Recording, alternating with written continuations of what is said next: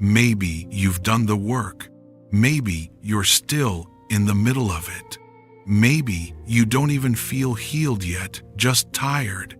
Tired of becoming smaller to be easier to love. Tired of folding yourself down to fit into rooms that were never big enough for you in the first place. And maybe, in the quiet, there's a question you've never said out loud to anyone. What if the real me is the part no one is asking for? What if my depth is too much? What if my standards are too high? What if my scars are too visible? What if my softness is too fragile? What if my independence makes me hard to choose? What if the woman I became is admirable but not wanted? Hear me, that voice is wrong. And tonight, I want to show you why, sign by sign. Here is what most people miss. God does not form a woman in detail and then leave a man praying vaguely. He works both sides at the same time. On your side, it felt like becoming. On his side, it may have sounded like prayer. You could not see his side of the wall. You only had access to yours. But that does not mean nothing was happening there. While you were being shaped, your faith deepened, your standard raised, your tenderness somehow kept alive through everything that tried to kill it. A man was being taught, on the other side of that wall, to ask God for exactly what was being formed in you. He is not praying for a perfect woman. He is praying for the kind of woman God has been forming in you. Before the signs, two honest things quickly, because they matter. This is not a license to take what I say and assign it to a specific man who is not moving toward you. And this is not a calendar promise. I am showing you a pattern, not handing you permission to chase what is not pursuing you. When God is truly moving a man, the work may begin hidden, but it does not stay invisible forever. What begins as prayer eventually becomes movement. A man God is genuinely sending comes closer. So hold this carefully. Receive it as the truth about who you are, not as a verdict about a particular face. Now, let me show you the 7. The first sign is that he's asking for real faith, not perfect faith. You feared that your faith is too intense, too serious, or maybe too inconsistent, too messy, the kind that burns hot one week and goes quiet the next. And you've wondered if that unsteadiness disqualifies you. But a man taught by God is not asking for a woman with staged faith, the kind that performs well on Sunday and says all the right things.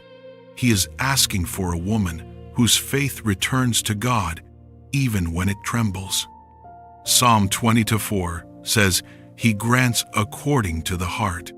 The prayer you whispered last night when you weren't even sure heaven was listening, that is not weakness.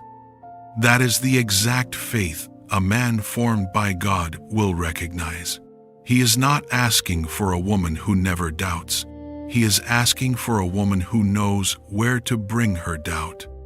The second sign is that he's asking for a woman with standards. You've called yourself too picky, too hard to please, too difficult. You've wondered if the bar you refuse to lower is the reason you're still alone. If maybe you should just soften it, take what's comfortable, stop asking for so much. But your standard is not arrogance, it is covenant protection. Proverbs 18:22 says, He who finds a wife finds a good thing, and the wrong men called your standard difficult precisely because it kept them from accessing what they were never assigned to carry. A man asking God for a wife is not asking for a woman who will accept anything. He is asking for a woman with enough wisdom to protect what is holy. The standard you kept apologizing for is the thing he's praying he'll be man enough to meet. The third sign is that he's asking for depth. You've been told you're too deep, too emotional, too much to sit with, that you take things too seriously, feel things too strongly, can't keep it light the way everyone else seems to. But depth is not a liability. It is the place where a man can finally be known. Matthew 7:7 says, "Seek and you will find." And a man who has been performing his whole life, managing how he's seen, never quite resting, is asking God for a woman he can finally be real with. What felt like too much in shallow rooms becomes safety in the right one. The depth you were afraid drowned people is the depth he's been praying to come up for air in. The fourth sign is that he's asking for wholeness. This is the one you feared most. Somewhere along the way you became whole. You stopped needing rescuing, stopped falling apart, learned to stand on your own 2 feet in a room with God and no one else. And underneath that wholeness lives the quietest fear of all. If I don't need saving, maybe I won't be wanted. Maybe I made myself too complete to choose. Hear me. Wholeness does not make you unnecessary. It makes partnership possible.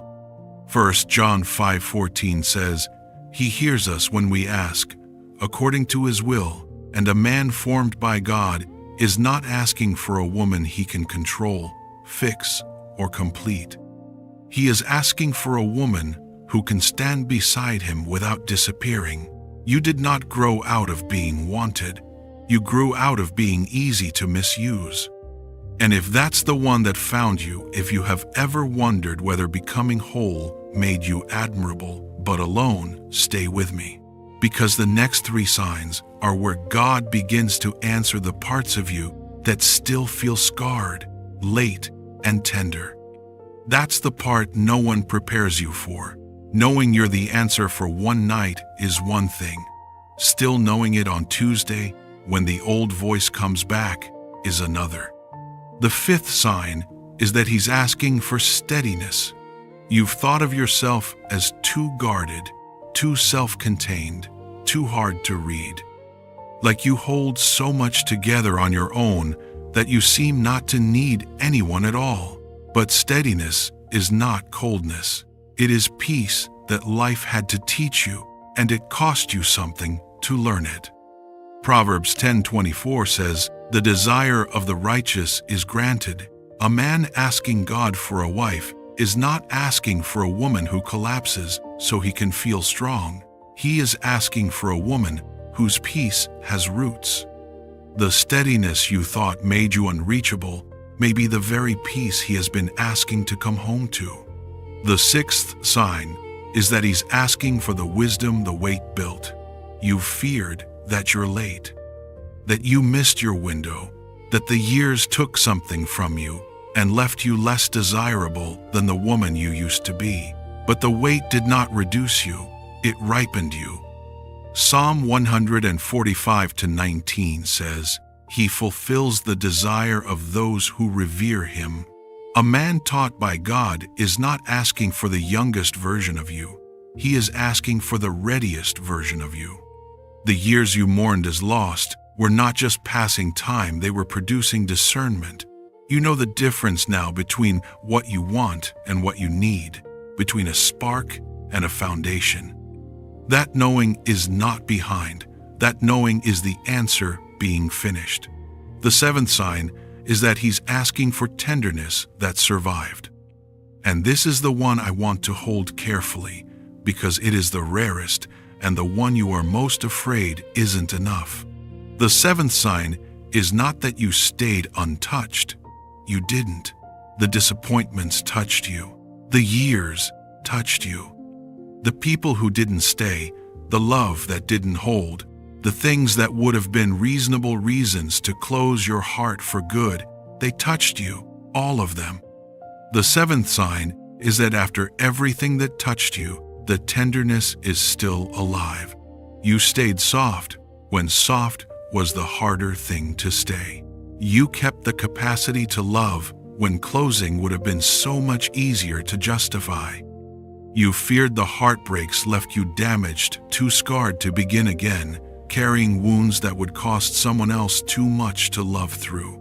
Hear me, that is not damage, that is preservation. Romans 14:17 speaks of the peace and the gladness God restores, and a man taught by God is not asking for a woman with no history, no scars, nothing she's had to survive. He is asking for a woman whose heart still knows how to love after everything that tried to close it. Your tenderness did not survive by accident. God was guarding it.